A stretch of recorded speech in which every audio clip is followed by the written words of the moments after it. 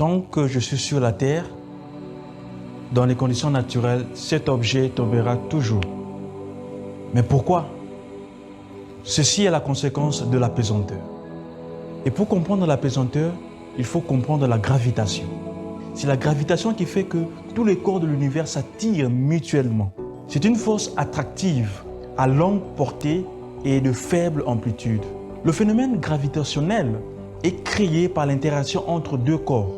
La force de gravité qui agit sur l'humain lorsqu'il est sur la Terre est la résultante de l'interaction entre la Terre et le corps humain. Comme la Terre est plus imposante, la force gravitationnelle attire le corps humain ou tout autre objet vers le centre de la Terre. C'est la pesanteur. La fête de l'Ascension du Seigneur que nous célébrons ce dimanche est un défi à la pesanteur.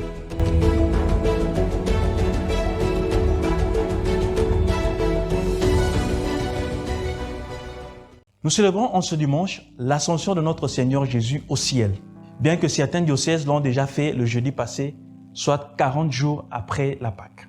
Jésus finit sa mission là où il a commencé, c'est-à-dire en Galilée.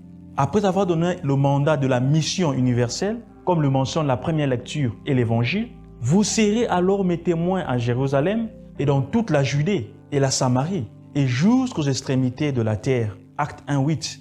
Allez donc de toutes les nations, faites des disciples. Matthieu 28:19. Jésus s'élève au ciel. Les disciples restent là, les yeux fixés vers le ciel et remplis d'étonnement et d'admiration. Jésus défie la force de la pesanteur.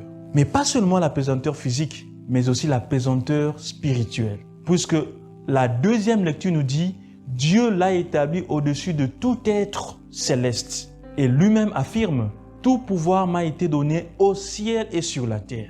Aujourd'hui, ce même Jésus nous invite à vaincre avec la grâce de sa résurrection toutes sortes de pesanteurs de notre vie. La pesanteur de l'orgueil, de la paresse, de la corruption, de la facilité, de la jalousie, de la manipulation, de l'infidélité, du découragement. Pour obtenir cette victoire, nous pouvons nous inspirer de sa vie. Premièrement, le détachement. Jésus naît à Bethléem, village situé sur une montagne.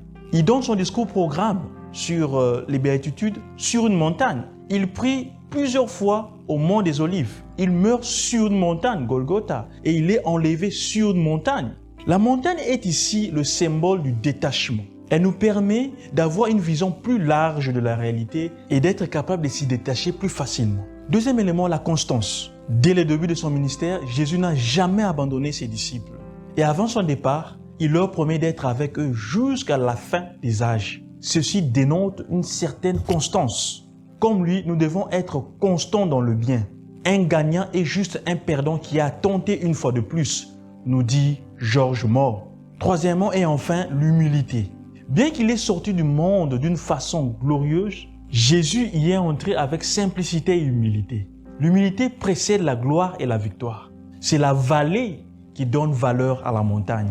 Avec ces trois éléments, que la grâce de ressusciter et la force de l'Esprit Saint que nous attendons à la Pentecôte nous aident à vaincre toutes les pesanteurs de notre vie qui nous attirent vers le bas. Bon dimanche de l'Ascension à tous.